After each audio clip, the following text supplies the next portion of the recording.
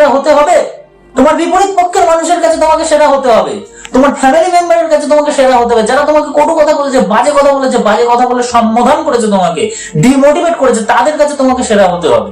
কিভাবে সেরা হবে সেটা নিজেকে খুঁজে বার করতে হবে, নিজের কাজের মাধ্যমে নিজেকে এমন জায়গায় নিয়ে যাও, নিজেকে সৃষ্টি করো, নতুন ভাবে সৃষ্টি করো, এই মুহূর্ত থেকে নিজেকে সৃষ্টি করো, তাহলেই তুমি তোমার অ্যাটিটিউডটা বজায় রাখতে পারবে। তখন তোমাকে আর নিজেকে প্রকাশ করতে যেতে হবে না যে ভাই আমি এই বা আমি সেই, তারাই তোমাকে খুঁজে বেড়াবে। তাই নিজের অ্যাটিটিউডটা এরকম ভাবেই গড়ে তুলতে হবে। আমি তো মনে করি নিজের অ্যাটিটিউডে আমি চলবো, কিন্তু লোকের কথাতে আমি চলবো না। ওই যে একটা কথা আছে না, নিজের বুদ্ধিতে ফকির হওয়া ভালো তো পরের কথাতে ফকির হওয়া ভালো না, সেরকমই বিষয়। আমার নিজের আভিজাত্য আমি নিজে বজায় রাখবো নিজের মধ্যে, কেন সেই মানুষটার কাছে আমি সমস্ত